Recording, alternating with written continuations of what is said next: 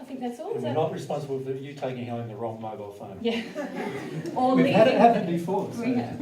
Or we've had when we've had talks in our own living room at home, we've had people leave their phone recording us all night. We don't by accident. They call me sheepishly and say, "I think my phone's been recording you all night." So if you ever find sex sounds in the Not here, not here. not here, it's because somebody did that. Yeah. It's not our fault. The thing that I had to pass on to you was just the love from the people in Australia who've been coming to those living room talks. They all sent their love to you guys, and there's a lot of excitement for you to kind of meet and share, and that they will also hear the meet each other, recording right? Because many of you wouldn't have known there's other people in your in area. your countries or areas. We'll have a look at the countries where you Yeah, why don't we do that? Yeah. But also from around the world. So people who we haven't, this is our first event, so there's people who we're going to in the US and other parts of Europe and Canada, and they've all extended their love to you and warm wishes as well. So, Yeah. All right. Okay. Well, what we wanted to do first is ask you what you wanted to talk about. But just because you want to talk about it doesn't mean I'm going, I'm going to talk about it. But if we get the microphones out and let's write down a list of what you think is important to talk about. Can we do that first? So, else we won't be asking you, because you've already got a chance to do that. You've already had a chance. Yep. So. You want? Yeah. I think it's not muted. It's not muted. Yeah. Yes, I would like to learn more about the daily application, like in day-to-day life, how we can, follow better God's way and feel our emotions create the soul space and all that stuff. Yeah. So should we call it the practical application?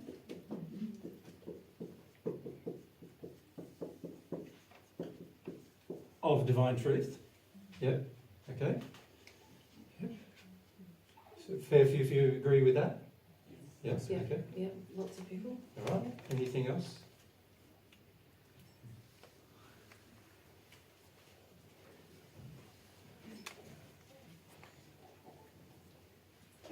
I was struck when you said fear is also bad. Yeah. Yeah. So yeah, I'm often afraid. So why is it so bad to be afraid? Yeah. Good question. So should we talk about?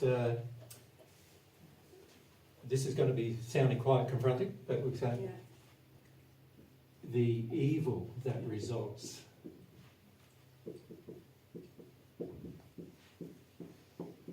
From fear. And that is certainly something we want to talk about with you. Yeah. That's good. So, Mia, if we come across to Mia. God's feelings for us. Okay, so should we make it more personal? How does God feel about me?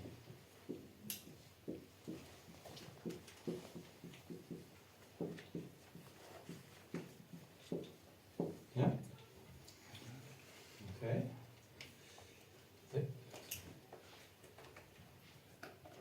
I'm interested in the difference between fear as future events appearing with, Yeah. and like the emotion, the physical. As a movement physical, like one feels like just kind of a conceptual error. yes, And the other, feels like a raw. like a physical thing that wants to move through me. Yeah. Like, Yeah. Okay, so should we call that emotion sort of versus theory? Because there's a lot of areas where we've talked about in Divine Truth, isn't there, where we've presented you with the theory, but how does it feel emotionally to with these feelings? So fear is one of those emotions, isn't it, that when you have it, you think it's all pervasive and it's just like your whole body and your whole experience is tied in with the experience of fear, and yet it does come from the emotional acceptance of error. So we need to talk about how those two things link, really, don't we? Yeah, right. Yep. So fear And we could say other feelings as emotions. Just we need to talk about, you know, why are they emotions rather than just concepts? And how they release from us. Yeah, and you could say these two subjects here, the evil that results from fear and fear as emotion. This is all tied into humility, as the quality of humility. So one of the things I wanted to talk about with you this weekend was the quality of humility and how that looks in day-to-day life, and what you would do in order to become more humble in day-to-day life. That makes sense? So these two things here, we can sort of link to that quality of humility that we need to develop. Which also links to our first point, doesn't it? The practical application. It does, yes. Yeah. So we definitely want to put some effort into that. Yeah. So yes, Charlotte, and then up the bag. Just anybody who's got their hand up, just hand them the mic, and we'll just go to them. So we'll start here and let's work our way along. I don't believe in God yet, and Yes. I don't believe in the spirit world, and I have the feeling that I'm not connected to the spirit world or to God, and I don't know how to change it. Yeah. Very good question, and in fact it's the thing I wanted to probably talk about with you first, because I feel that one of the main reasons why we have trouble with the practical application of God's truth in our day-to-day life is we're not really sure whether we believe in God in the first place. And even if we're sure intellectually that we do, often our emotions are very different than our intellect in terms of our belief in God and our acceptance of God as being a real being. So that's definitely something we want to talk about, and we'll talk about that today. Yep. So where's the other mic? Yep. Anna Maria? Hi, so I thought my question would be far out, but actually I'm thinking about the interaction of regular matter and metaphysical matter. I have a chance to do some experimental physics. Yeah. And in the current theories, there are some that might be more related to the electromagnetic interactions. Yep. That So yeah, the reality of these things, Yeah. in terms of a scientific principle, as well as like in terms of a relationship, because both things are actually true, aren't they? If God exists and God is real, then it would also make sense, wouldn't it, that anything God's created is real, and if everything God's created is real, there must be scientific principles that govern all of those things. Yeah, exactly. And if you could show that experimentally, it Um, can help some people with the disbelief. Yeah, that's right, it can do. Yeah, it can do. Yeah. My question is in relation with the practical application, Yeah. because in Europe and maybe in the world, the political situation gets worse. Yes.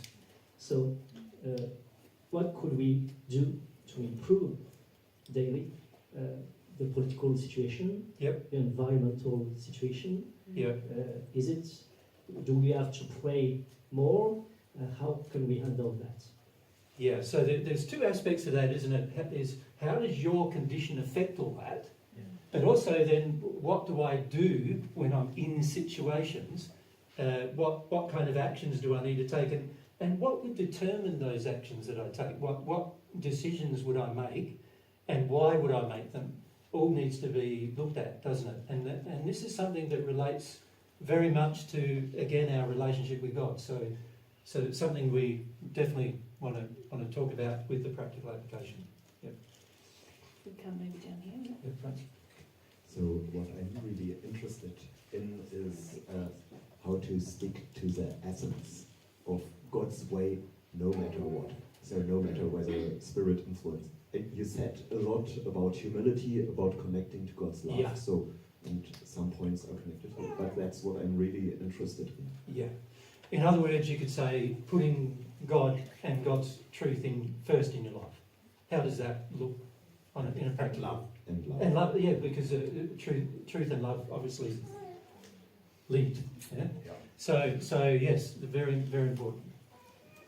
I'm interested in awareness of sin and self-blame. It's a result. Okay, so different aspects of sin, what that is, and particularly you're talking about Blaming Blaming self. myself. Who's prone to blaming yourself? Quite a lot of people. Okay. So self-blame, and you could say it's interesting. We talk about when we talk about humility, we want to talk a lot about self-blame because there are real strong reasons why a person wants to blame themselves rather than face reality about what's going on around them. And that comment alone should make you a bit suspicious about self-blame. So self-blame is a problem that many people face, particularly when they first hear about sin and they hear about making mistakes and the effects of those mistakes, and they start worrying about all that. But self-blame is a very dangerous thing to do, and we'll talk about why. A few years ago, I started had the big fear of the hygiene. A bit closer to the microphone. Big fear of the hygiene. The cleaning stuff. Oh, okay, yeah. So bugs and bacteria and or dirt yeah. or whatever. Yeah. It is like it happened started a few years ago. But before I like quite clean too, but not so much. Just like normal. But I feel right now I'm not normal people. I just like I see a bit dirty. It just make me lot. yeah, okay. So when it comes to some of these subjects, we probably won't talk about them. But when it does come to cleanliness, well, that is certainly something. When you're more connected to God, the cleaner you become. So, so that is something that is a natural effect of a relationship with God. But we may not get the chance to cover those things because I think we've got more important things to cover. Yep. I would love to talk about healing and healing of illnesses. Yep. And in general about self-love and interaction between all our souls in Earth, how our souls interact, and that's 3 topics I would love to That's right, there's 3 topics there. And some of those things we might get to talk about, but I think, again, we've got to focus on some more important factors about who you actually are in terms of a being, and what that actually means in terms of how to get rid of problems that each of you face that are inside of you that result in ill health. So we need to talk about the relationship between the soul and what it contains and health, rather than getting into the metaphysics of health. Does that make sense to you? Because a lot of people, when we talk to them, they sort of want us to focus more on the healing techniques, things like Reiki and other sort of New Age healing techniques, and that's something Mary and I don't want to talk about, to be honest, because we feel it's far more important to heal yourself emotionally, and all the effect of healing yourself spiritually and emotionally has this on-flow effect of also healing you physically. Yeah, so we can certainly talk about that. That'll be probably more tomorrow. We'll talk about those things. All right. Just here at the front. Hi, I would. Is it possible if you could speak on loneliness? On loneliness. Yeah. Huh? I was wondering, is it like a collective thing in our souls that there is a lot of loneliness, because I struggle a lot with that. Who feels alone in their life? So quite a number here. Yeah. So it's an interesting concept, isn't it, being alone? Because you're not actually ever alone. No. No. So why is it that we feel alone when we're not actually alone as well? Is something worth considering, isn't it? Yeah. And it's some of these subjects though are more what I would classify as effects of not applying God's truths rather than causes of. And so what I would like to do in this weekend with you is focus more on causes rather than effects. Now, in doing that, some of these effects should disappear, and loneliness is an effect in a person's life rather than a cause. Yeah. Now, of course, every problem we face in our life, loneliness being one of them, has a cause. And the key is to find what that cause is. And without finding a cause, there's nothing to solve. exactly. Yeah, so we need to, instead of focusing on effects and trying to fix the effects, so when a person, say, if you visited a psychologist and you talked about feeling alone, they would give you certain practical things to do to, you know, spend more time with people and so forth, but that doesn't often change the feeling you have. So, and what you really need is your feeling to change. So how does that happen? Is a good question, isn't it? Like, and that relates to these things too. The practical application of truth, and then these things as feeling, what's happening here on a feeling level. Yeah, and then how to connect to God, because there's the concept of God, but I can't. There's this fear between me and God. Yes. This is how I feel it. Yes. And I know I have to work through the fear. Yeah. But then, yeah, I would like some pointers on that. Yeah, very important part of our discussion today. Yeah, great. Yeah.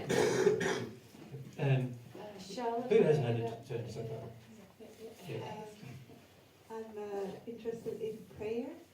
I've started to experiment with praying, but I'd like to have some confirmation or to know more, like, am I doing it right? How do I know if I talk to God or not? Yeah. It's more how do you know whether God felt you or not? Yeah. Isn't it like? Because if prayer is a feeling, then obviously you're transmitting and receiving feelings. How do you know whether a feeling is coming from God or from somewhere else? And how do you know whether your feelings are reaching God? Is a good question. Why don't I talk about that today? Something else that interests me is mediumship. Yep. Something that I'm very interested in and I've started doing. But also there's a lot of doubt and maybe also fear if it's right what I'm doing, if it's beneficial or not. Yeah, certainly. So that's our relationship with spirits, isn't it, really? Yeah. Who are really just people, aren't they, that we can't see? Yeah. So Charlotte's got the mic, so. I would like to know more about developing my will to have a relationship with God. Yeah. Because at the moment I really don't want to. Yeah, good question. Well, can we, it's quite clear that you can see whenever we ask an audience of what they want to talk about, there's like so many things to talk about, and it's unlikely that we will get to discuss all of them, isn't it? Isn't that true? Yeah. But, so what then becomes the most important things to talk about is the real question. Franz? And another thing, like, is there a particular feedback you can give us here in Europe or in the central countries of Europe? Like, what do you feel is essential for us? Yeah, because what we find when we visit different countries is every country has its own sort of unique injuries. And of course, many of you here come from different countries, and each country you come from is even different to your neighbouring countries as to what kind of injuries that particular country carries. And so oftentimes there are social injuries, aren't there, that have entered us emotionally. Yeah. That are part of the practical application of divine truth in terms of removing them. But it's something we need to, at some point, discuss. Why is it that a certain country has a certain, like most people in that country has a certain injury, and then you go to another country. So if you come to Australia, you'll find most people have an injury with what I'd classify as not really caring very much about anything. You know, they're very laissez-faire, sort of like, what else would you call it? Very laid back. Laid back. Not relaxed. Very excitable, not very... Surfer dudes. Yeah. I teased Jesus this morning because he got out his very good thongs to bring to the talk.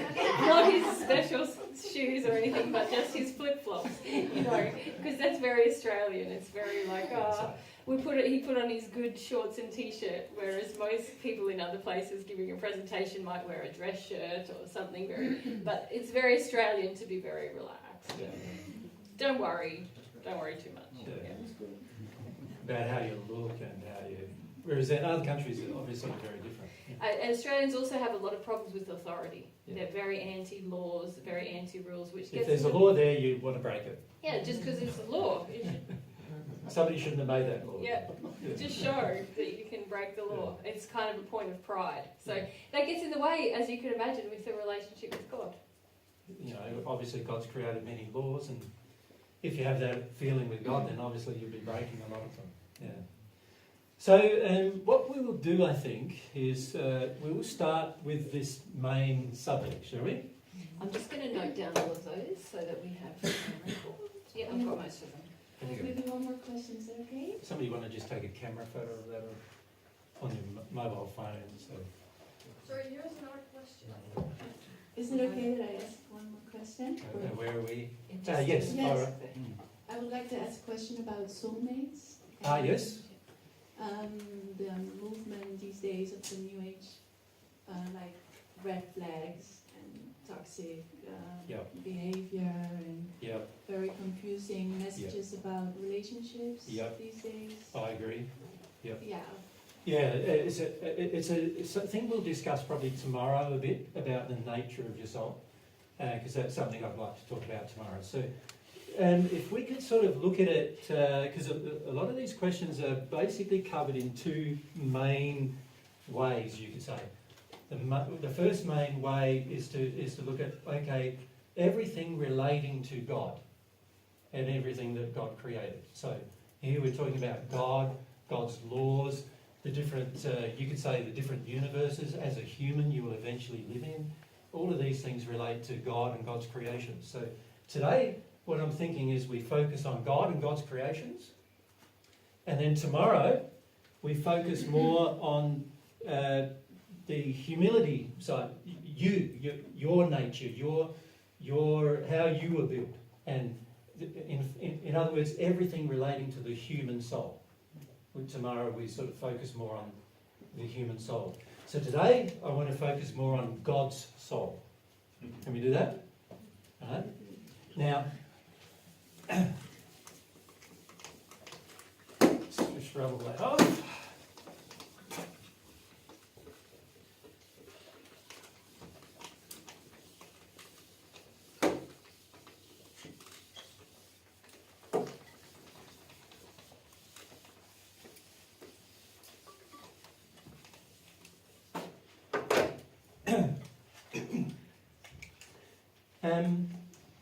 Prayer is an interesting thing, isn't it? Because it requires really that you believe in God, doesn't it? At some level.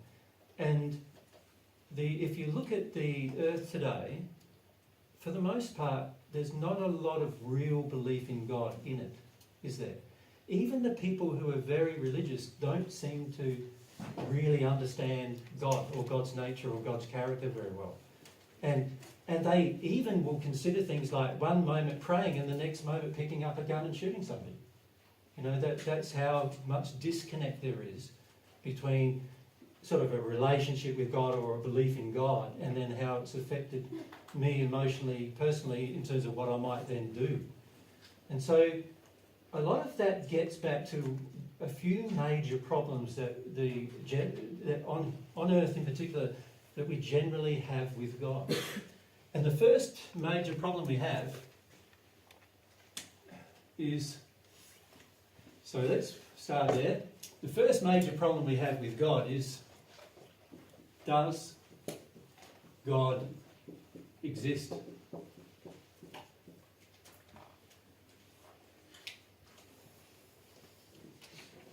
Can you see that is a big problem if we're talking about, so divine truth is all about talking about the benefits of a relationship with God. And yet, if we're already coming at the subject of God as I don't even know really, in my heart, I don't really know whether God exists or not, then that's going to make developing a relationship with God very difficult, as you can imagine, isn't it?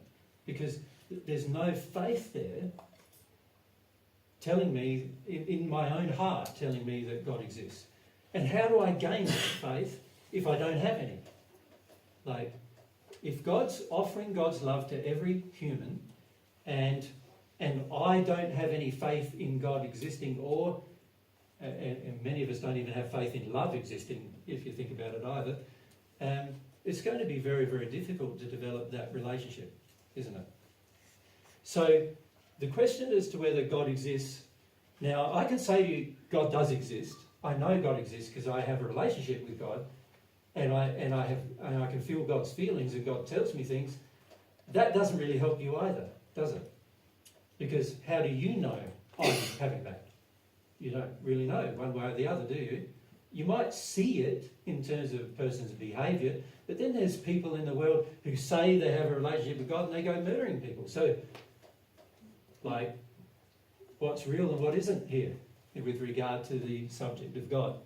So, with regard to God's existence, how do I determine whether God actually exists on an intellectual basis firstly? So how would I do that? How would I establish the reality of God's existence on an intellectual basis? How do you establish the existence of anything on an intellectual basis? What do you need to do? Right? So those, leave your hands up, and we come one down here and up the back there. Pierre, come forward. Sorry, fifth row. Yeah.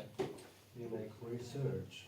Right. So the first thing you do when you don't know about anything, and you start with I want to know if it's real or not, is you might do some research. So that's a practical thing. But what would you research? So how do you research something you can't see and you can't feel? Because when we're starting this, we can't feel God and we can't see God. How do we research whether God exists or not?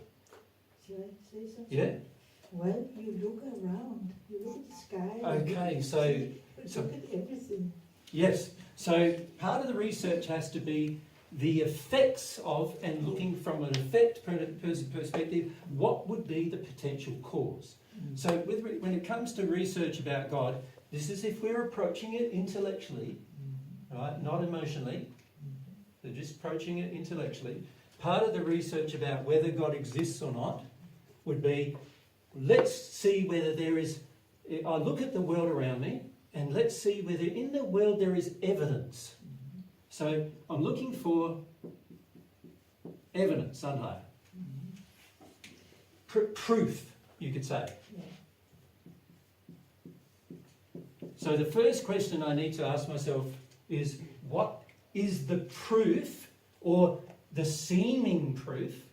Because I don't know its cause yet, but what's the seeming proof that there's intelligence that's beyond human intelligence existing in the world that we perceive? That if things happen that you didn't know it could happen. Now we're talking about feelings though. Yeah. And see, I want to start this process off firstly with my intellect. Why do you think I want to start it off with my intellect first? But, well... Like if you're, like you mentioned, you're not convinced in God's existence, it's going to be very hard to engage a feeling-based process when you're not convinced. See, for you, you are convinced, right? I am convinced. Yeah, of course. So you're talking about emotions already, and I'm going, but the average... Something happened, I was in a car. Yep. It would have been a crash, but somehow, suddenly I was there. Yeah, but there's plenty of other people who were in a car and there could have been a crash and they had a crash. Yeah, but it didn't come to a crash. Yeah, but they had one. Yeah.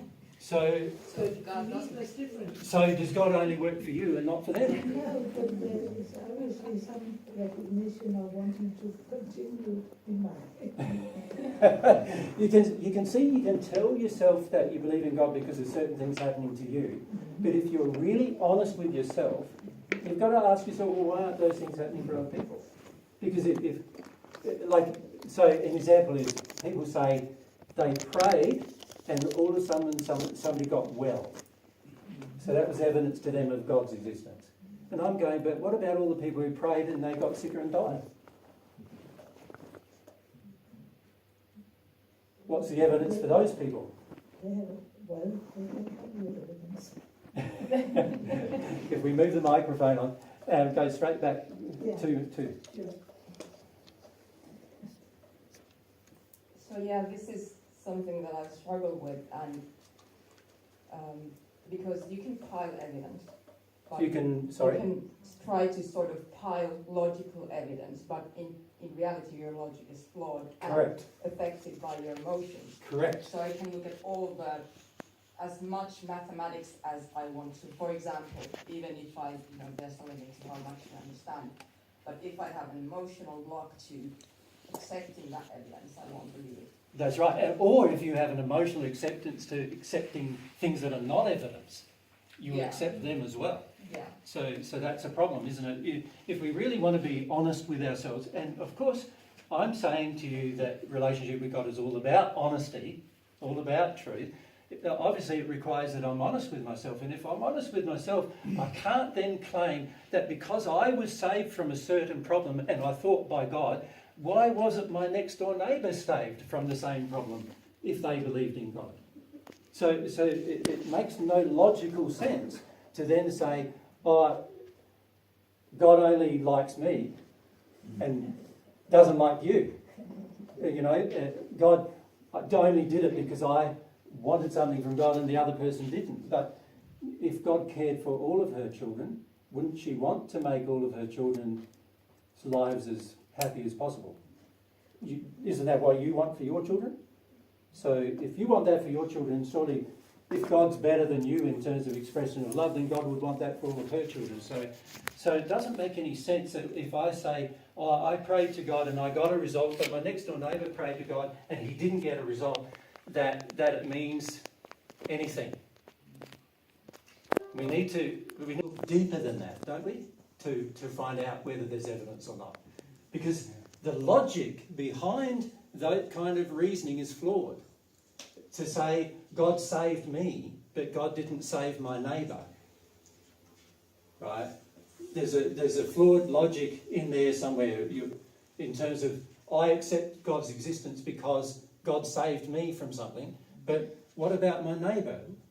God didn't save them, and so does that mean there's no evidence for them that God exists? You see? So we've got to be more honest in our application of truth with regard to our acceptance of a belief in God, rather than just going, just because I had these experiences, it means that God certainly exists. Right? See? Sorry, I might throw in there, sorry. I don't have a strong belief in God, if any, but when I do look at flowers and animals and I see the design of it and the beauty of it, I do feel like there's an intention behind it. Okay, so some of the evidence, we are saying, really, what you're saying, and this is very, very true, and this helped me a lot in the first century to work out whether God existed or not, was that some of the evidence is physical evidence, isn't it? And when I say physical evidence, you look at the complexity of design in the things around us that we call nature, they are far more complex than what humans have even worked out for the most part. We don't know. There's so much we don't know, and yet we're intelligent beings, and we know for a fact that we're the most intelligent beings on earth, because we're the ones who reason and create things. We know that for a fact, and yet there's a whole heap of things that we don't know. And yet it's plain that things like even insects and animals and birds and plants, they all know them, and yet we can't work out how they know. So that indicates that inside of those things, they're pregnant with designs that require intelligence. So this is a very important fact that we can look at from a logical perspective with our mind, and we can say the fact that there's so much design intelligence in everything around us that is natural would tend to indicate that such design had a designer, such design had a creator. Because if you look at what humans have created, if you sit down and do no planning and no work and no effort, can you build a house then? Doesn't it require you putting in some effort energy, design, engineering in order to build a house. Now, if that's what it takes to build a house, and then a house is a very simple object, how hard is it to build an insect that's alive? Like, no human's ever done it, right? Ever. And that's an insect. Or even if a single-celled creature, no humans ever created one. They think they have, but they didn't have life, right? Life came about through some unknown process that they don't understand. So why is that? So there's got to be, that's evidence, isn't it? That a design requires some intelligence beyond beyond our intelligence, way beyond our intelligence. Yeah. So just next to. Hello. I believe that is quite proved with natural selection, isn't it? Sorry, I think it's proved with natural selection, isn't it? Well, insects are...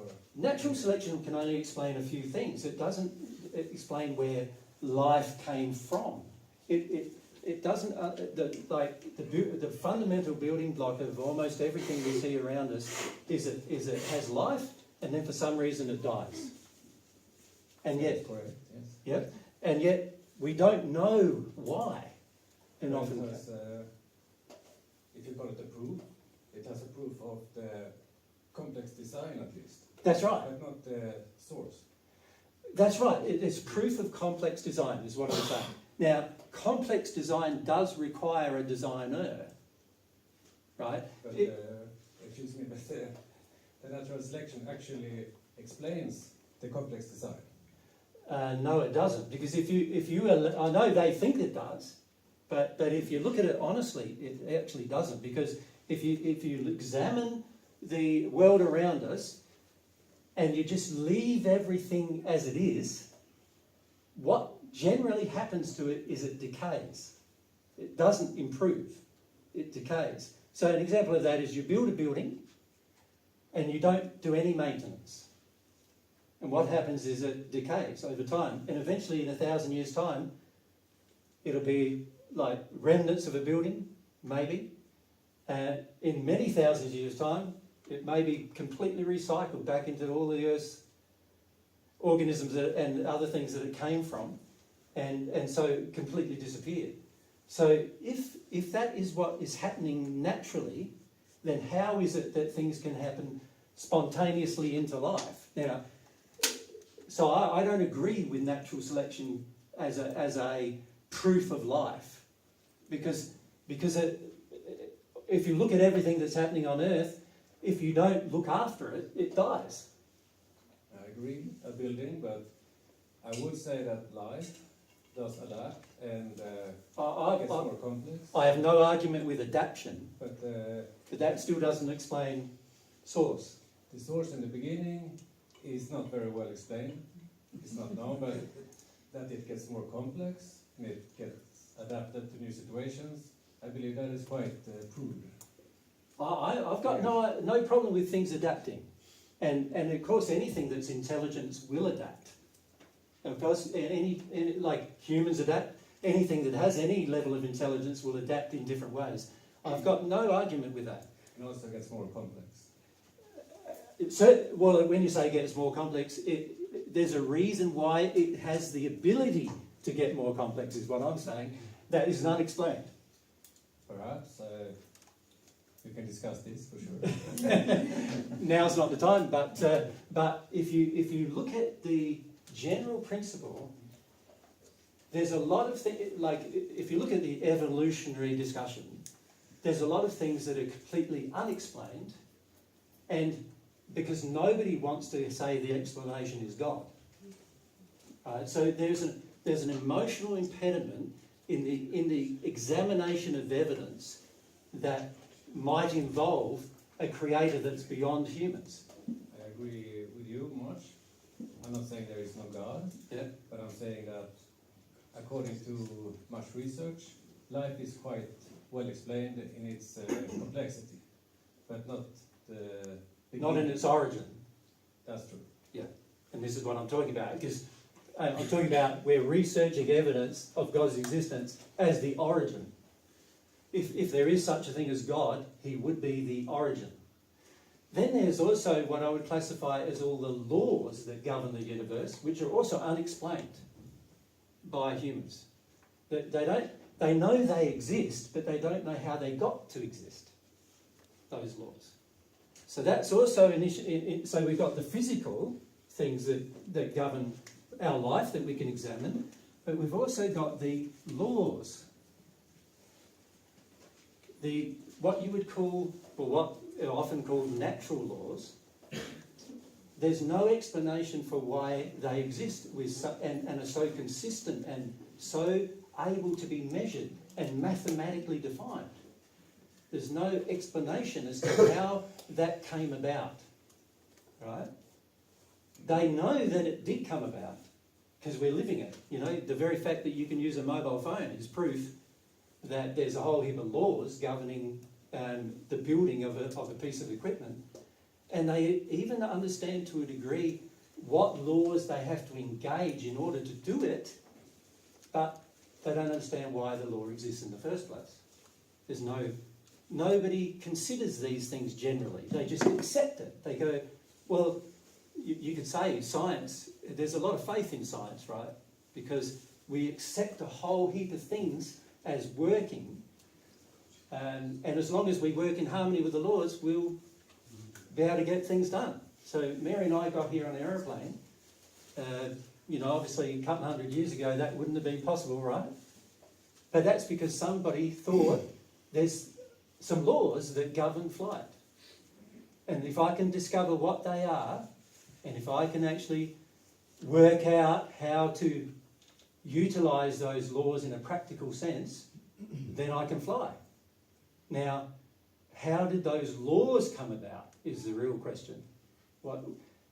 There has to be, there's evidence in the laws themselves existing that there's some kind of intelligence behind them, because they're all predictable and they're all able to be followed. And humans have hardly discovered any of them, really. We're still, there's many things in human life, on Earth in particular, that we haven't discovered anything about at all.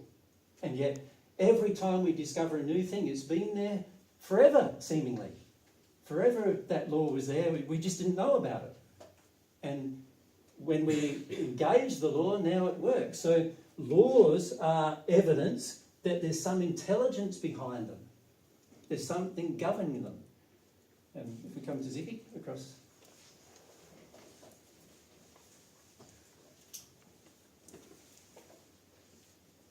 Yeah, and conscious, it's apart from the physical, so it's somewhere, I always had the feeling that there was a... You mean consciousness? Yeah, consciousness. Yes, yep. That there was a frequency, with the first frequency with a conscious, that started to create. That was my my belief, but now there must be something else that...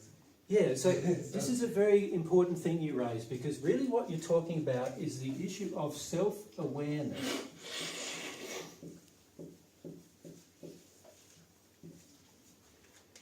Because there's a huge difference, isn't there, between a plant, an animal, and a human. Yeah. And the main fundamental difference is self-awareness. So how come we are seemingly the only creature that's aware? Now, given, under the theories of evolution, given an infinite universe, everything should be self-aware. But we are the only one that's self-aware, and even like all throughout history, only one ever self-aware as far as we're aware. We're the only ones who are self-aware. So where did this sort of self-awareness come from? It's an interesting question, isn't it? These are sort of fundamental questions. To my mind, these are fundamental questions children should be looking at. The soul, yeah? Yeah, well, that's right. There's an explanation. There's an explanation, but only if we consider something beyond the physical is there an explanation. Yeah. So the issue of self-awareness is a big issue which would tend to indicate that there has to be something happening behind the scenes that we don't know what's going on with that issue of self-awareness. Nobody's ever worked it out. No scientist or mathematician or anybody has ever worked out what is self-awareness and how does self-awareness work or any of these kind of things in terms of how did it come about. Of course, each of us know how it works because we're all living proof of it in our day-to-day lives. But it is a big issue, isn't it, as to where did it come from? It's a good question, isn't it? Yeah? Okay, so if we come across to you, yeah. I'm quite open to mathematics, and what helps me a lot is if I see like there's certain numbers that appear often everywhere, like in the human body, in the plants and the flowers. And So which one in particular? The Fibonacci sequence. Okay, so the Fibonacci sequence, which is? 1, 2, 3, 5, 8. Can you see what's happening for the people who've never heard? You're adding those two and creating the next one. Adding those two, creating the next one. Adding those two, creating the next one. Can you see that? That's the sequence that he's talking about. Yep. So go on. Yeah, it's fascinating that you can see these numbers and the ratio between the numbers. And the ratio is 1.61803. Yeah, it goes on forever, doesn't it? It's one of those infinite numbers. Yeah, and the thing is, it's like in the human body, in the plants, in the solar system. Why is it that way? It wouldn't make for something to just spontaneously come about. You'd think that it'd be such a mixture of different options and permutations that you wouldn't be able to ever trace something that's unique to everything. But here we've got like a sequence, a mathematical number sequence that appears everywhere in the body. So illustration of where it is in the body. It's like you come and stand up here with me at the front, so everyone can see you. Otherwise, the people at the front have to turn around.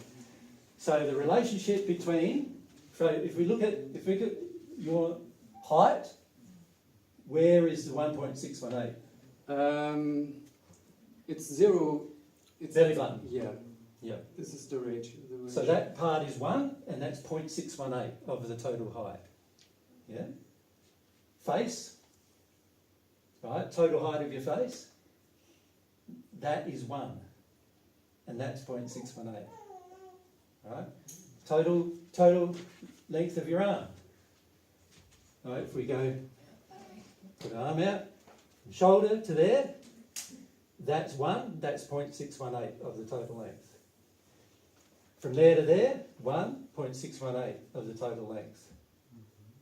Right, now why do all of us have that in our body?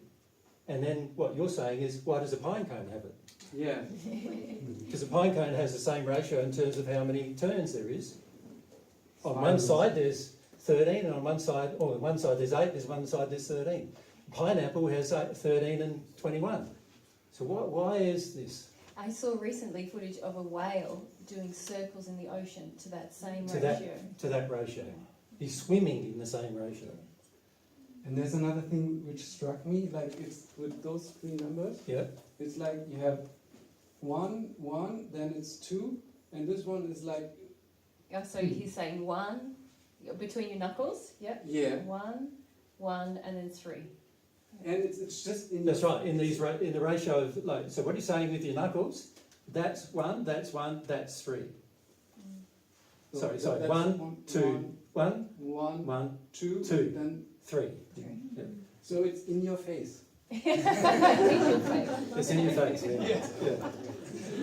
Where your mouth is and everything. and it's actually well known, isn't it? That in art it's well known because they put it like when you're teaching you how to draw a human, they teach you the sequence of numbers, the natural number. Yeah. Yeah, and it's basic. Yeah, so anybody can understand it because it's very simple to understand, and yet there it is everywhere, even in the spirals of galaxies. Yeah. So, yeah, good. Really nice. Yeah, pretty amazing. So when you look at all of that, so this is a part of the physical evidence, isn't it? So we've seen physical evidence that there is intelligence behind these things. That's what I'm saying. Yeah? So up the back. Yeah. These physical and natural evidence and arguments are very well known since beginning of time almost. Yeah. Yeah. And so why science seems to go in a separate direction from God awareness? Yeah, well, that's probably something we need to talk about tomorrow. Okay. Isn't it? Because you're dead right. There is this really strong tendency on Earth to try to find other explanations for what seems to be an obvious explanation. And there are big, deep emotional reasons why a person would choose to do that. And if you think about it for a moment, if I go along in my life believing there's no God, what does that mean for me?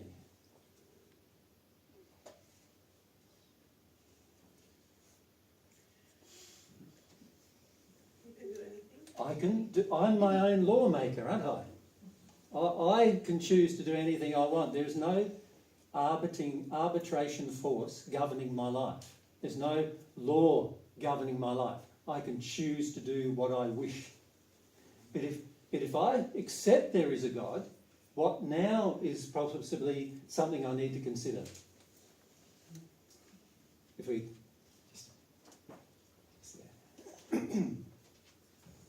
You need to set your pride aside. Sorry, You need to set your pride aside. You do, but why do I need to? Because you need to be humble. Well, but why do I need to be humble? To receive God's love. Yeah, but I'm talking about this subject, not receiving God's love yet. So Charlotte, if we go to Charlotte. You have to accept that your behavior has consequences. Yeah, potentially. I don't know for certain, but at this stage do I, because I still haven't contemplated how it may. But if there is a law maker and a lawgiver and a creator, then perhaps I need to consider how my life is being led. And perhaps I need to start looking at whether I am my own lawmaker, or actually there is a larger lawmaker that may govern a lot of my life. Now, can you see, if I don't like to be governed by other things, I'm going to have some very strong emotional reasons for not accepting that there is a lawmaker. Right? So, as Mary said earlier, when you come from Australia, most of them go, there is a law, but not for me. It's like most Australians are pretty lawless, and it comes from the fact that many Australians came from England and were you could say excommunicated from English society and put into Australia as a penal or punishment colony, and as a result of that there is this underlying feeling of I'm anti-authority. Now, if I have a feeling that I'm anti-authority and I should be my own authority, can you see I've got some very strong emotional reasons for not accepting that there's a bigger lawmaker? Very strong. Go back there. Yeah, for me, like I've done a lot of university studies. I think more people in this room have, and I think if you're trying to prove whether something exists or someone exists, you first have to define what you're looking for. So if you want to say this God exists, you have to know who is God or what is God. And I feel like now there's being a discussion, like everything we cannot explain, you call that God. But for me that feels really weird, because that means we're making God smaller and smaller because we are able to explain more and more about evolution or about, we invent new things, and then for me it feels I don't feel God's intention was to have us not know things. God's intention is to have us know things. But like when he's saying there's evolution in things, or things adapt to each other, that adapt to the environment, then you say, so we can explain that, but we cannot explain where it comes from. But that means like, so the fact that we adapt is also coming from God, right? The fact that we can explain something doesn't mean that it's not God anymore. Correct. Correct. And in fact, if you think about a good design would be made to adapt. Yeah. So I don't know about you, when I design like a house, I'm looking at, okay, it might be good enough for me and Mary, but let's say if we had children, or, you know, a family wanted to move out, let's say I make the house to last more than 100 years, the next person might be a family having our house. So, you know, I need it to be able to adapt to that family. So if I'm a good designer, I'll build into the design adaptation, won't I? For sure. So I don't see adaptation as proof or evidence that there is no God. But I also don't see not knowing something as proof that there's God. No. Because God wants us to know things. God wants us to understand. So, as any good parent would, actually. Yeah, so could you give, like, how would you explain the term God? Because it would be a designer, but it would also be, how would you... This is a very good question. Let's look at God as a sort of an explanation. So I would call let's approach this from the point of view, if God exists, what must be true? Just for a moment. Shall we do that? So if God exists, then God had to have existed before anything else existed. Because all matter came, under the theory that God exists, all matter came into existence from God. So under that theory, then it would mean God would need to exist before any matter existed. Any matter that we know of in this universe existed. Even the universe itself, before that existed, God had to exist. He had to exist in order to create the universe. If God exists, he must have first existed before the universe did, in order for him to create it. So logically, you can see that, right? So it makes sense then, doesn't it, that if God exists, there is a number of things that we would have to define God as being. Right? One of the things is that God had to exist beyond what we know as matter in any of its states. God had to exist in a different form. Right? So that's the first thing. God's form cannot be human. So it's impossible for God's form to be human, if you think about it from that perspective. So what do they call that? No anthropomorphic, I think is the word, isn't it? God. No God in human form. So not in human form.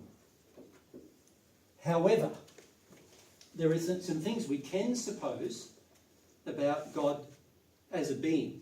If God exists. If God exists, God must be intelligent. Isn't that true? Because if he had the ability to create everything we see, then that requires a very complex intelligence. Right? So he has to be intelligent.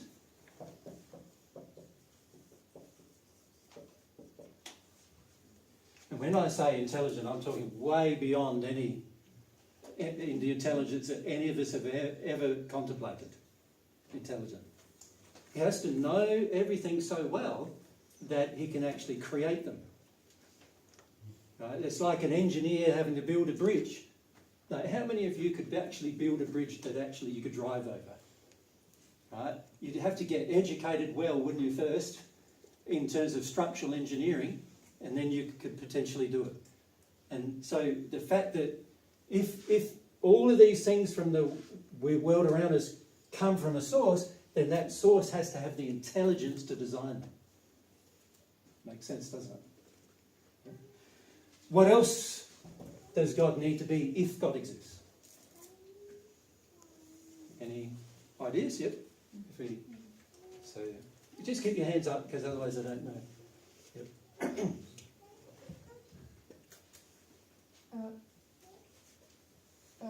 When you is it okay? Yep. Yeah, I can hear you. When observing the physical things God created, he's intelligent but also creative. So I'm not sure what your point is. Creative. Creative? Yep, so you could say, if we look at it as a whole, must be the fundamental creator of all things. So let's call God the creator, shall we? Yep. What else? Would God need to be if God existed?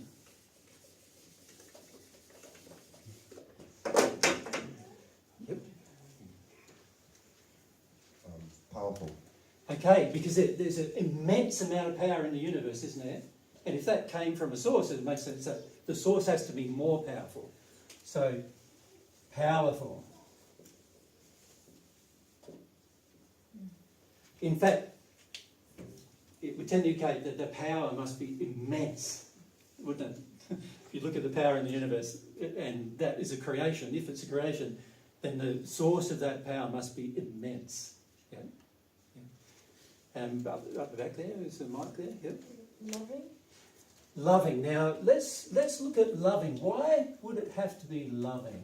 Well, I was just thinking, like, we as humans, but also animals and plants, you don't necessarily have to be very intelligent to create. Correct. You can also be powerful, but you can also be loving and create, for example, a baby, which is quite a achievement. Yeah, if you look at, and this is something that's really an interesting problem to solve if you're looking at it from an intellectual perspective, and that is, how did love as a feeling ever come to be? Because love is self-sacrificing generally. And natural selection is not really about self-sacrifice, is it? It's about the strongest thing survives. So love is a strange quality, because love has the feeling in it that I want to sacrifice myself for the sake of another, even if I'm stronger than the other. And that I want to nurture. And I want to nurture, yeah. That may not be as strong as me, or yeah. That's right. Nurture something that's not as strong as me into growth. Now, so love is a very interesting idea and concept, and when you start considering it, you've got to start asking where it came from. Don't you really? Because it's a very interesting idea that we can actually love, which is beyond our desire to be selfish. Yeah. That's a very, very good point. Yep. If we come down to the front, and then if you leave your hand up. May I wonder, maybe love is the basis of everything, because God must have had a concept, a purpose, what he wants, and you feel that in everything you see, that it has to be, because if there wasn't a loving concept at the basis, yep, it couldn't. A lot of things couldn't exist, could they? Yeah. Yep. So what we're saying here, though, is we're approaching this for the help of those, for trying to help those of us who are saying, well, how can I develop a relationship with God when I don't really believe in a God? What we're trying to do here is we're trying to say, well, what is going to cause us to believe that God is real, rather than just being an intellectual construct of needy humanity? What is going to convince us that God is actually real? Now, a proper contemplation of many of these things can do that, is what I'm suggesting. And most of us are not ever encouraged to do that. And there's a lot of reasons why we're not encouraged to consider these things when we examine the world around us. And one of the reasons is, if you want to be lawless, belief in a God is not advisable. If you want to break the law, it's better you don't believe in a God. And unfortunately, on earth, most of us want to break laws. We have an emotional desire to break laws, right? And I'm talking not the laws of the land, but natural laws. You know, how many people in history do you think have tried to jump off a building and hoped that everything would work? I did that as a kid. I got a piece of tin, put it on top of my head, I did, and jumped off a building. Like, it wasn't very high, it was about as high as the ceiling here, hoping that I'd somehow float. It was my discovery of the law of gravity, right? But you know, that's what I thought. I thought I'd be able to do that. And well, all of us at some point experiment with these things, don't we? And it might sound pretty silly, but as children we do think this way, don't we? We're experimenting with the concept of law. And so we do things that are quite strange at times, only to find, oh, that law does exist, just like Mum and Dad told me. You know, touch hot stove, you'll burn. And how many times did you have to get told to touch, if you touch a hot thing, you'll get burned? And you still went ahead and touched one eventually. And then you learned. There's a law there governing that. My human body can only cope with so much. And these things are like pointing towards God having qualities. So if God exists, I'm saying. So what other can we focus on other qualities? Well, there must be. Now, just to give you a clue, let's say I'm ultra powerful and I'm ultra intelligent and I have no love. What would potentially be the result of that, do you think? Right, that's it, yeah. Self-destruction. Well, potentially or destruction of everything. Beforehand, of course. Yeah. So there has to be, you could say, in between these qualities, there has to be another quality, and that is a quality of wisdom. The ability to use knowledge in a manner that's beneficial. Can you see that? Because you see all these movies nowadays, and the big powerful beings are all reckless, aren't they? Have you noticed that? And yet, if that was actually, if God was a big powerful being and all reckless, then where would we be? We would be wrecked, wouldn't we? We'd be gone. So there has to be, if God exists, there has to be some wisdom there. Wisdom is the practical application of intelligence. Has to be present. Yeah. And other qualities would be that God is totally, or most likely, consistent. Yes, so and consequent. One of the things we haven't considered here is the issue of law, isn't it? Laws.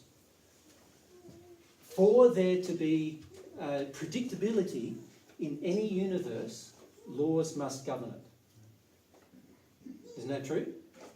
Now, if God is the creator of the universe, then that means that God is also predictable. Is it Ibble or Abel? Constant. Reliable. Consistent. Right? That is indicated by the creations that have existed. There is consistency in them. The only time something changes is if a force is brought towards the change. Other than that, change doesn't happen in the universe. It's only when a force is brought towards something that change occurs. So if that's the case, then it tends to indicate that for change to originally occur, there had to be a force governing it. And what was that force? Well, again, the only real explanation is this being called God. Now, I just said that God was a being. What evidence is there that that is true? Ian, you want to have a go? That in the design there seems to be intention. So also governed by some kind of desire? So that, when you say there seems to be, Yeah. have you got any evidence? for myself, when I was studying industrial design, Yeah. I could see that if you design something and you don't really care and you don't really have an intention, Yep. usually you end up with something that doesn't work very well. Doesn't work at all usually. Or Yeah. that doesn't work for long, or that's not that might work but is not beautiful. Like this, Yeah. things that are inconsistent, and that they really need some intention so that things actually get created in a way that it works. And so it's the intention or desire. Yeah. Yep.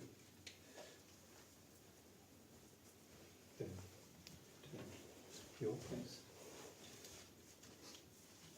That we are beings, the evidence. Yeah, that's very interesting, isn't it? Because we are self-aware beings. Because we're not just beings, are we? We are beings who are aware we're beings, which is very different to what an animal actually is, right? So we are self-aware. The fact that we are self-aware would naturally presume that if there's a God, the God must also be self-aware. Does that logic? Well, but aren't we now putting human traits onto God, which we said at the beginning we weren't going to do? No, God needs to have qualities. A quality must exist in the creator if the quality exists in the creation. Isn't that like you can't design something that you don't have, right? So if God creates love, for example, then God must have love. If God creates like predictability, constancy, then that means God is constant. If God creates self-aware beings, then it means God must be self-aware, right? To a greater extent than we are. Every quality must be to a greater extent than we are, right? So let's put self-aware.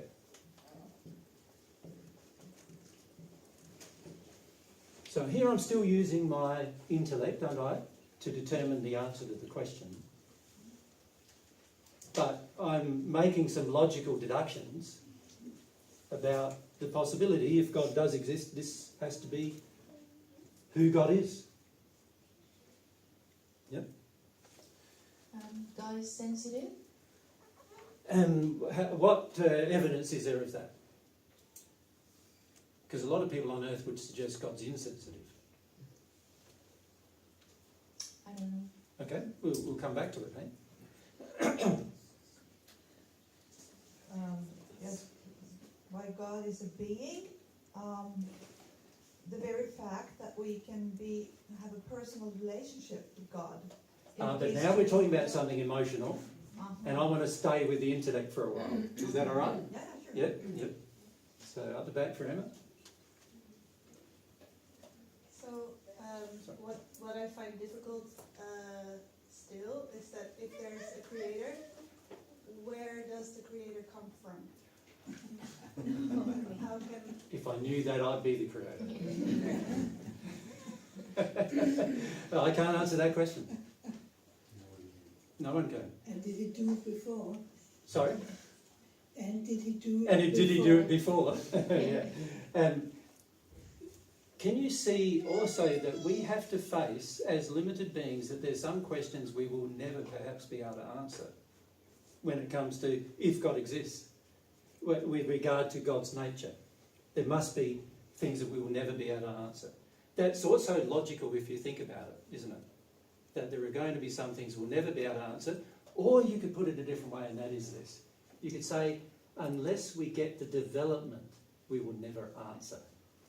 Right? And what I'm saying to you is, I don't have the development to tell you where God comes from. And I don't know anybody, I've never met anybody who does. Not yet anyway. Yep. I think if we go back to the sensitivity one, I think there's Yep. a lot of evidence for that actually in the operation, even of the natural world, if we're supposing God created it. Mhm. It's a very sensitive system. isn't it? Yeah, so It's you very look at the environment you're living in, it really is quite sensitive, isn't it? That's something that humans are only just starting to understand, how sensitive it actually is to our potential for damaging it, even. How sensitive it is for us living in harmony or out of harmony with it. It's quite an in-tune apparatus, they're finding. Just like the human body and Yep. If you look at the human body, we respond very sensitively to some problems, and particularly emotional problems, actually. But even we can sense a very small amount of touch or a smell, Yeah. like a change in our atmosphere, can't we? Yeah. So You can touch a surface and feel almost 1 micron of, which is 1/1,000,000th, right, of a meter change in its surface, and that shows you how sensitive you are. That's incredibly sensitive. Yeah. Okay, so the sensitivity is certainly something that must be there, but many people on Earth don't agree with that, of course. Okay. Yes, so where are we, likewise, up back there? Yep. He would probably be immortal if he had all these qualities to be consistent in the creativity of the whole universe, and to maintain it on the long term. He would probably be immortal. Yeah, I didn't get that. immortal. He'd probably be immortal. Oh, yes, okay. Immortal. So in terms of the fact, he has to exist longer than the universe, because if he creates it and particularly maintains it, it has to exist longer than that. So obviously that's a long time. But that doesn't prove immortality. It proves maybe a very, very, very long life. It does. Much longer than I've existed. So yeah, in terms of, we know that we're not sure at this stage. We haven't discussed a very primary quality that God must have, and that is of inbuilt infinite. Everything is infinite. There has to be everything associated with God, and this is something that I learned when I was in my spirit life, actually, more than on earth, is infinite in its nature. So infinite love, infinite intelligence, infinite power, infinite wisdom. It all had the quality of being unlimited in every possible way. And that's something, as you connect to God, God can tell you these things, of course. And so you'll find the more of a connection you have with God, the more strongly you will feel these things. That God is infinite, an infinite being. Now, our finite mind, given our limited intellect, finds the whole concept of infinity almost impossible to grasp. And so that's an interesting thing in itself. But the more you become connected to God, the more you accept it. That there is this infinite nature of God that pervades everything God does. I should just say about creation, if you create something that works and it's good and it's beautiful and you get this lovely feeling. Yeah. This is what I believe. You keep wanting to go back to feelings all the time, though. Yeah. And I'm not talking about But feelings. this is what creates a love. Well, that's right, but I'm talking about love as it is a feeling, I know, but I'm saying, I'm looking at this intellectually and going, I'm not feeling something here yet. Because if you think about, like, for me in the first century when I was looking at the existence of God, I didn't feel God right from the beginning. It wasn't like that for me at all. I had to come to terms with, I thought about these matters. And then I thought, well, if this is true, the fastest way for me to find out whether God exists is just asking. You said, yeah. Yeah. And when I did ask, as I was clear enough, when I did ask, I got a response.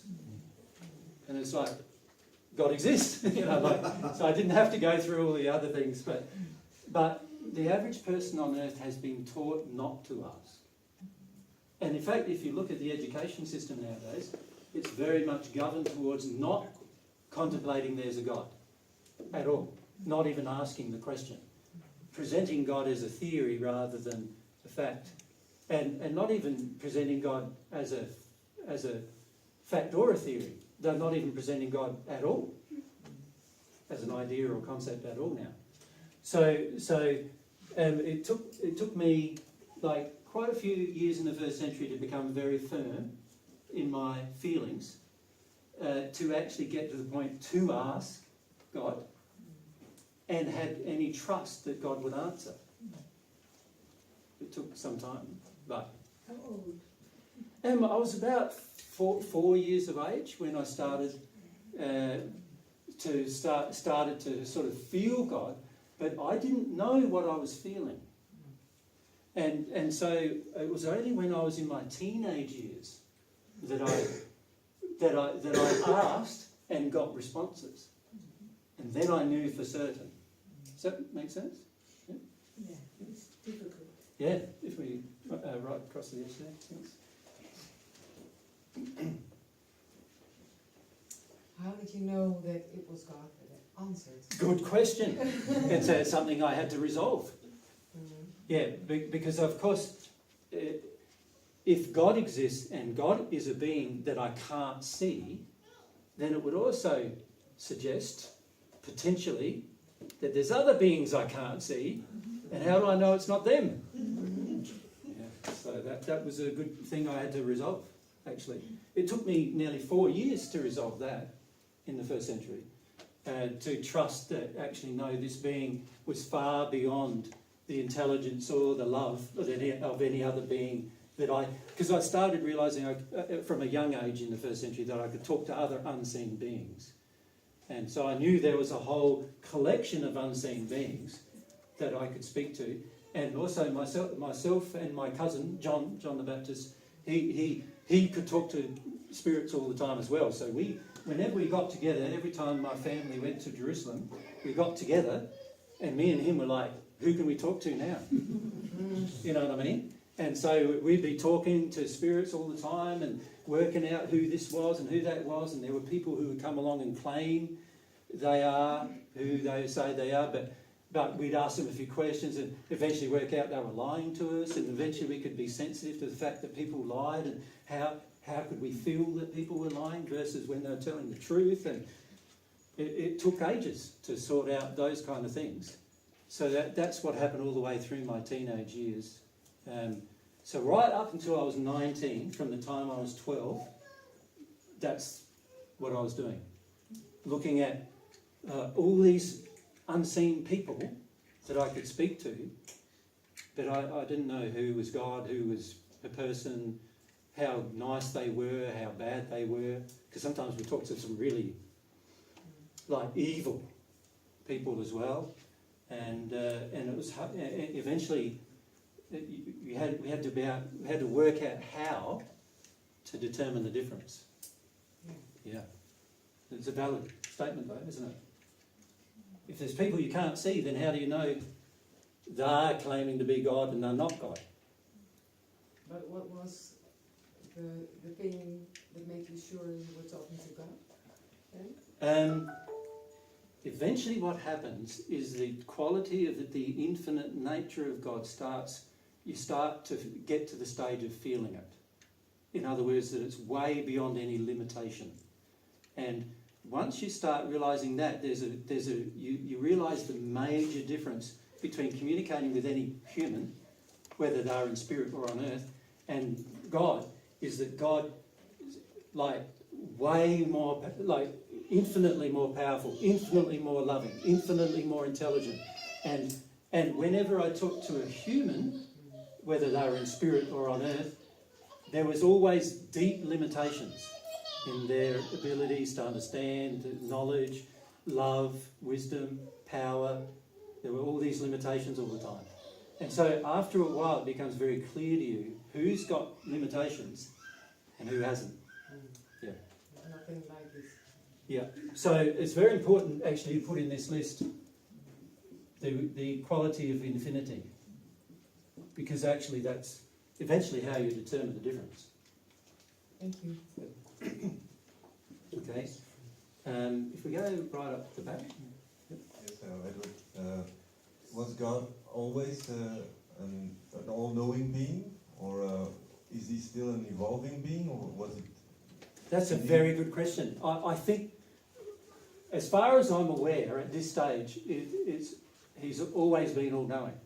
But, and I don't understand how that can be the case. But every question I ask God, because remember, once you have a relationship with God, you can ask God these questions. Yeah. So every question I ask God about, how did you always know? I always get back a response, he always knew, but I don't understand anything else from the answer. Like, how did he always know? I don't know. I'm going to have to improve in my development to understand that, I think. What I've learned in my own progress is that I had to receive more of that love from God, God's love, in order to understand even God to a small extent. I just had anything I didn't understand, if I asked for more love, eventually I got to the stage of understanding. But I had to be really honest with myself, because even in the first century I had to be honest with myself and go, well, there's a whole heap of things here I do not know about God, and all I've got to do is be really, really open about coming to understand them, and to use the intellect, the intelligence God gave me, as well as the emotional intelligence God gave me, to determine the facts of the matter. Yeah. But it's a good question. Yeah. Next door. How do we know it's only one?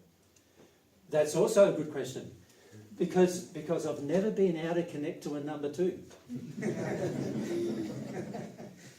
Ever. I've tried. So we intellectually do not know for sure.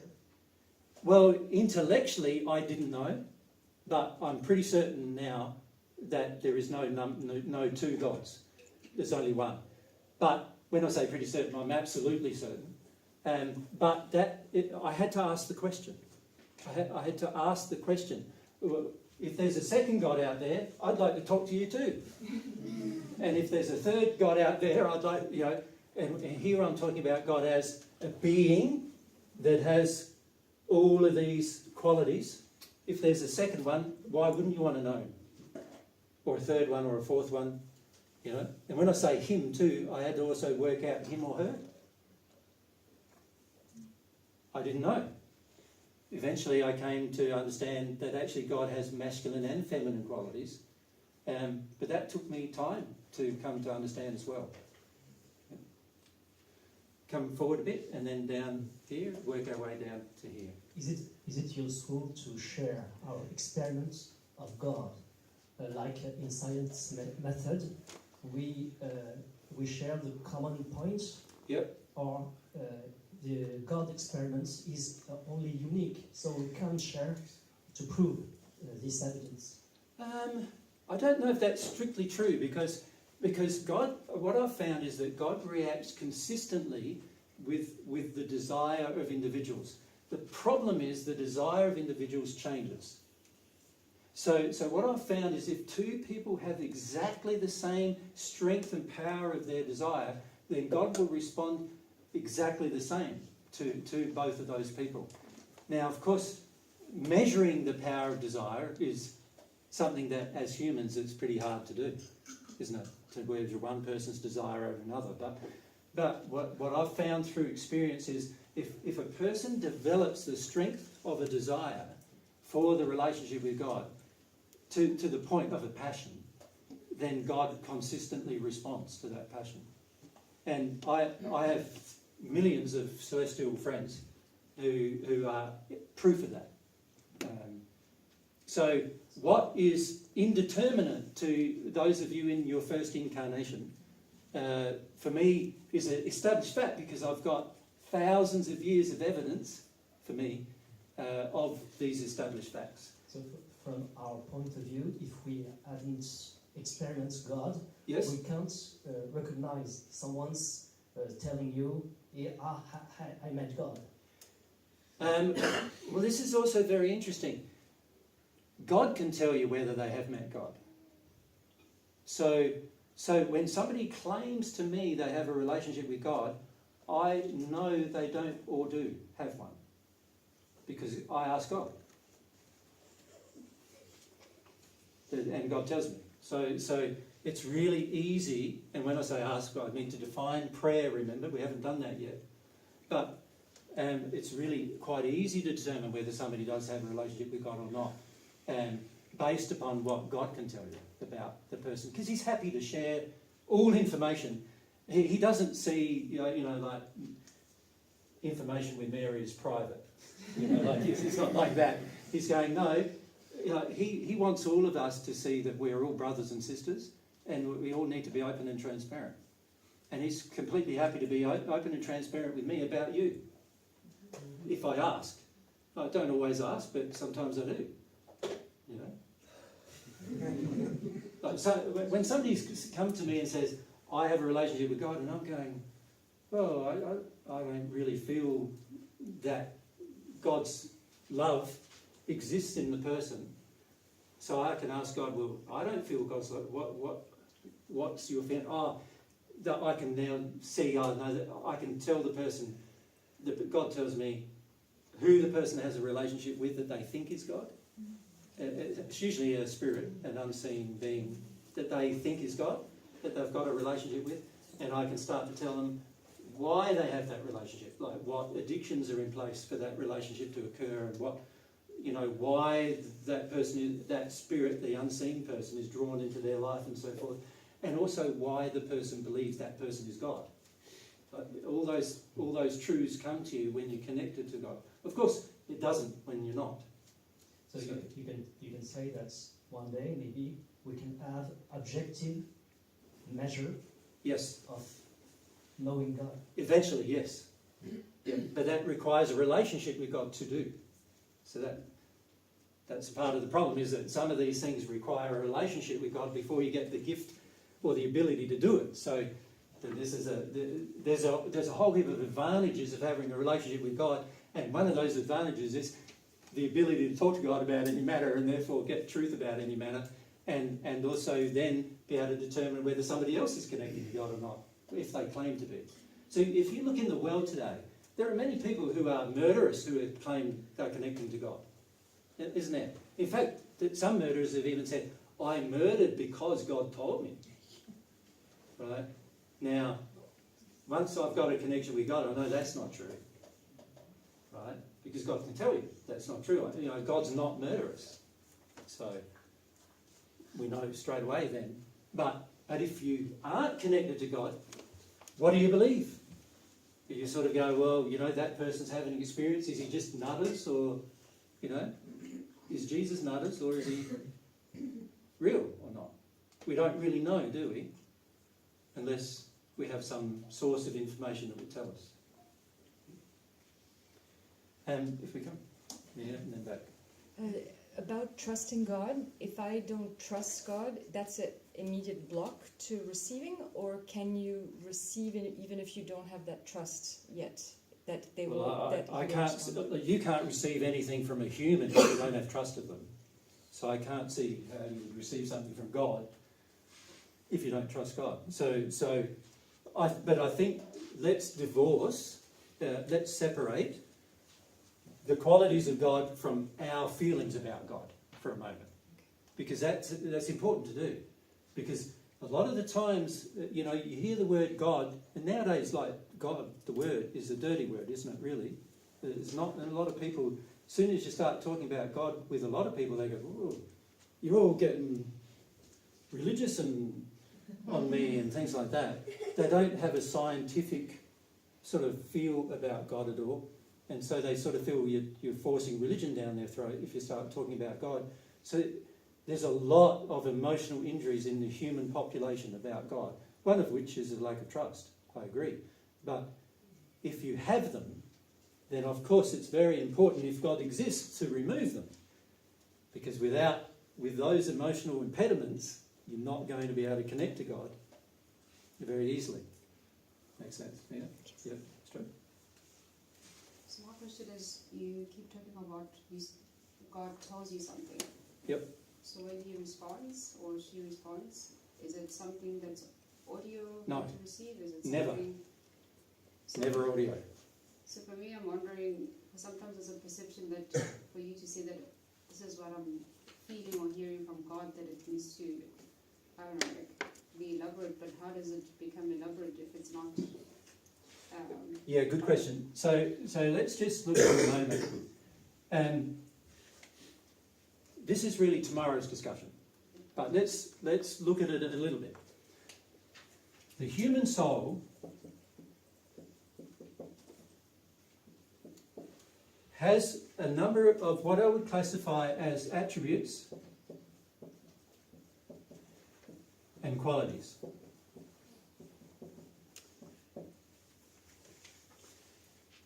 Very few humans on earth are connected to any of them. The majority of us are taught from a very young age to disconnect from them. Right? So in other words, there's qualities that you've been built with, that every human's been built with at every time in human history. We've all been built with the same qualities and attributes. I'm not talking about your personality or your nature. I'm talking about things that your human soul is possible to do.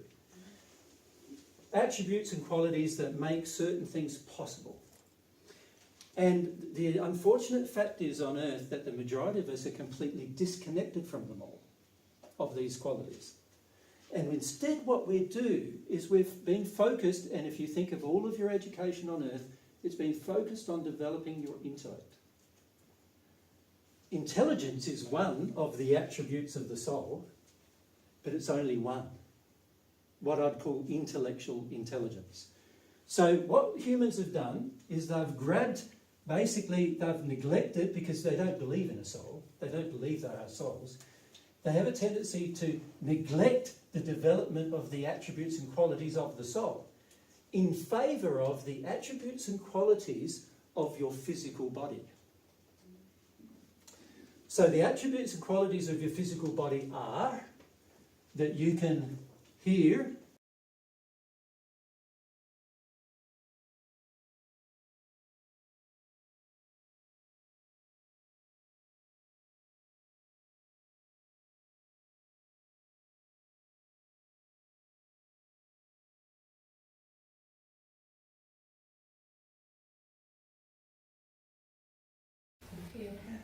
what's the fifth one? Taste and smell are two different ones. See.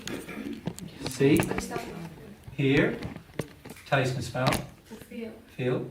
And to move. I think the taste and smell. Taste and smell is different. They're actually not separate qualities. Okay. So we have these sensory apparatus in our physical form that almost all of our education is focused upon. What you can see, what you can hear, what you can taste, smell, and what you can touch. Right? So there are certain invisible things we believe in only because they have met the criteria of these senses. An example of that is the wind, air. You believe in it even though it's still. You know when you move your arm, you can feel something going across all of those sensory apparatus of your body. Oh, I'm moving through something. It's like, we call it air, but you can, when you go like that, you can, when you wave your arm, you can feel the air, even if there's no wind, feel the air against your skin as you move. So you know you're moving through something. So now I believe in an atmosphere because I can feel it. I can feel there's an atmosphere. So I've focused my development on these things. And of course, I've used my intellect to make assessments, haven't I? Yep. So I've used my intellect to make assessments about those things. Now that's well and good if we're only a human body. But if we're a spirit and also potentially a soul, then these things are not going to work. So if we are a human soul, then these things that I've been using to assess the truth of my existence have limitations. Can you see? And because they create limitations and I'm very focused on them, I have a strong tendency to ignore the qualities and attributes of the higher forms of existence. So that our higher forms of existence are, as people, our spirit body and our soul. Those things are almost completely neglected in terms of our development, right from a child. In fact, most parents, like if a child says, oh, I see a monster in the corner, the presumption of the parent is that's imaginary. Right? Because we've been taught to assess everything in this intellectual feel, touch, taste manner, using our sensory apparatus of our physical form, that we neglect the possibility that what if our child is actually seeing a form in the corner? And what is that form? And how is it that my child sees it but I don't? No, very few of us contemplate that on earth. We almost do the opposite. We say the child must be mistaken. Right? And that's because we, as humans, have gone so far in the development of these sensory apparatus in terms of determining the truth of our existence that we've neglected the potentiality of even experimenting with other parts of ourselves. And so effectively, we've turned them off. Turned off our soul. Turned off our spirit body and its apparatus. And we're functioning now in a very physical manner because we've limited the ability of growth. You could say these things are still they're not just at the point they were when we were first born. They're even in a worse state because we've been taught to ignore them. See, when a child is first born, it's not taught to ignore them. So example is, who did we just see earlier who had the... Hester had... Which one? Hester was the little child though. The baby. Yeah, who's got the 2-year-old? They might be outside. Well, about 18 months old. She's outside at the moment. And she was looking at me and seeing the spirits around me. She wasn't even looking at me. So when I said hello to her, she smiled at me, but then you could see her focus of her eyes go to the spirits around me. Now, she can't say that because not able to put that into language yet, but you could see her focus of change, saw the spirits and then come back to me. Right? Now, as a parent, there's many times where that's probably even happened to you. And you go, well, that's strange, but that's it. Like, because we're focused on only things we see, things we hear, we taste, we see. So spirits can actually talk to you audibly, right? God, remember I said won't, even though God could. He doesn't.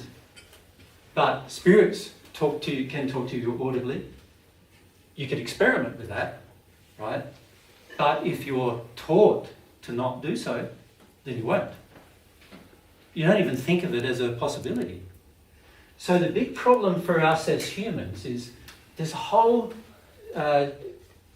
group, you could say the majority, in fact, of our soul is unexplored.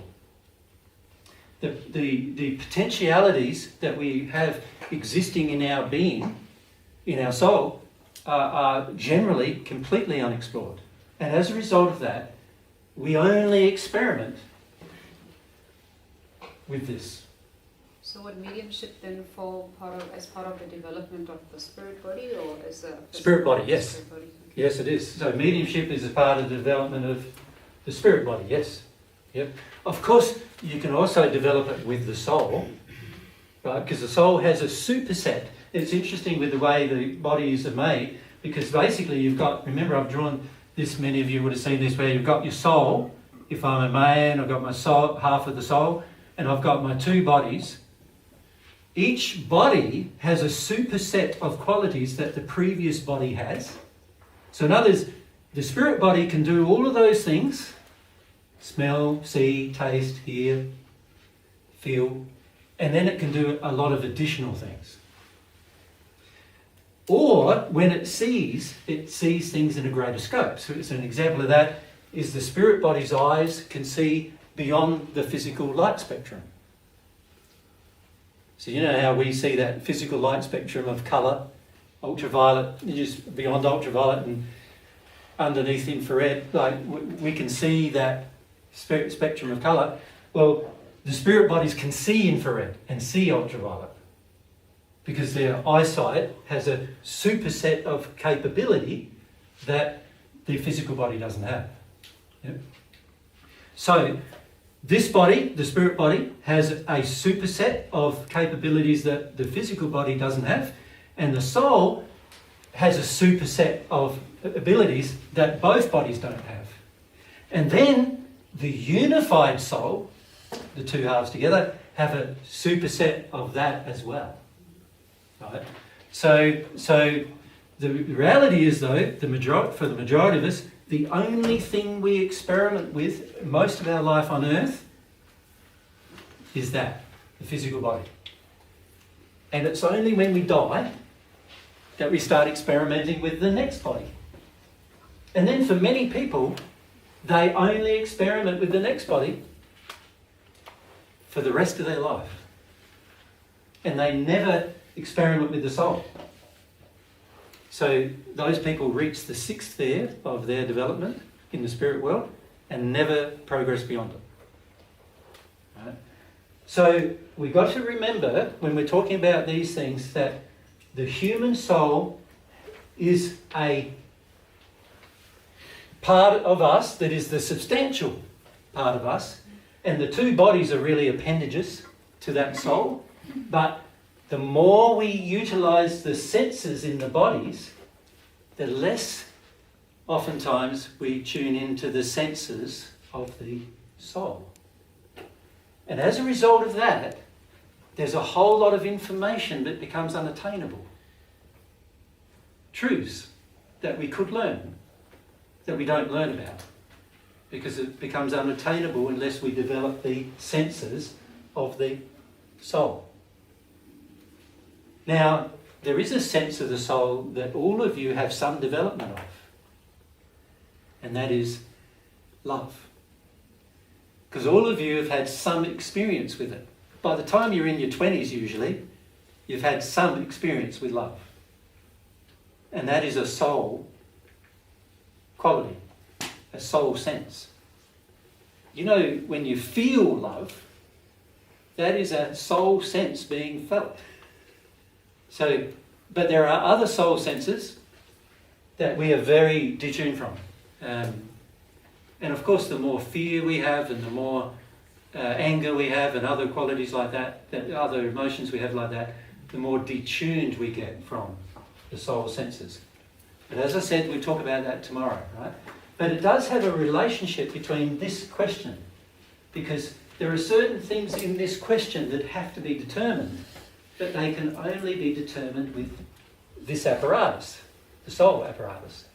So this is where we run into some problems because we've detuned from the soul's apparatus, and the net result is we don't feel some of these things because these are all soul qualities. Remember, God is not in human form, therefore not of a spirit body, not of a material body, so therefore must be of what is similar, what we call to soul. This is why in the celestial spirit world we call him the oversoul, the great soul, the being who is soul. Right? And if that is the case, you can see also that if God made humans in his image, then it's only the soul that is in the image, not the bodies. Yeah? Can you see that?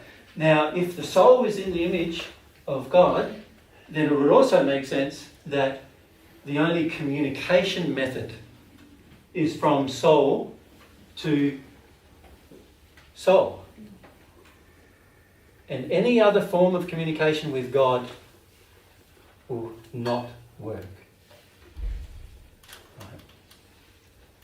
So when people talk about talking to God, and hearing God with their audible senses, they're not hearing God.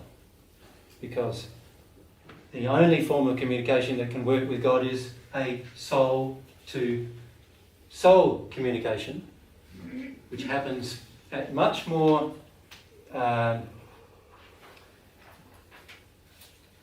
maybe what I need to say is this about hearing something. What you hear is very, very open to interpretation, isn't it? So, an example, I'm speaking to you now in English. Many of your natural languages are not English. And some of you are French, and some of you are Dutch, and some of you are German, and someone's from Denmark. So what's that language? Danish. And so all different languages. And so what I'm saying to you is very open to interpretation, isn't it? And your interpretation of the words I'm using. Soul-to-soul communication is not open to interpretation.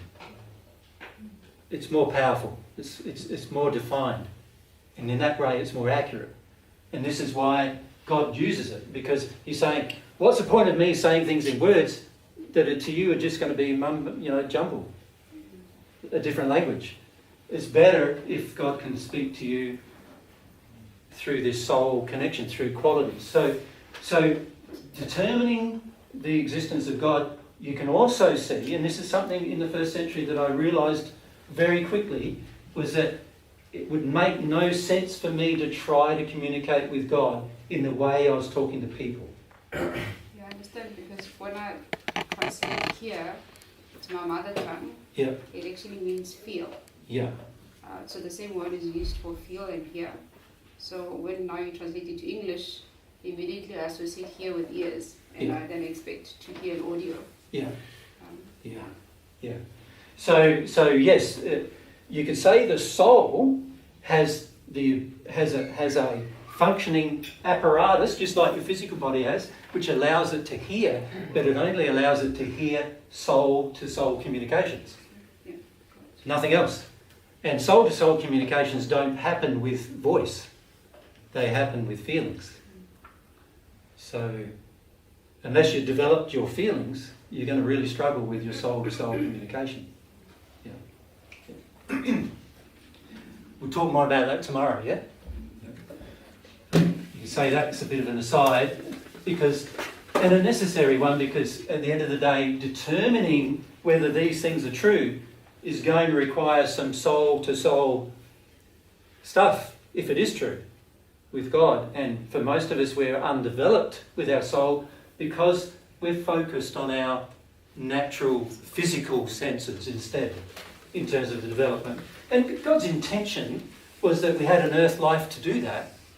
But God's intention also was for while we're on earth, we would also start to realise that, I've got senses beyond these 5 senses, and that I can also develop. So that was his intention, that the nursery type stage of our life, which is here on earth, allows us to eventually grow into our soul, to actually start to develop the real self, the soul, of which we're only a half. So it requires 2 halves doing it as well. Yeah. Okay. And what's the time? It's close to 1 already, isn't it? Time goes fast when you're having fun, doesn't it? So I'm having fun, I don't know.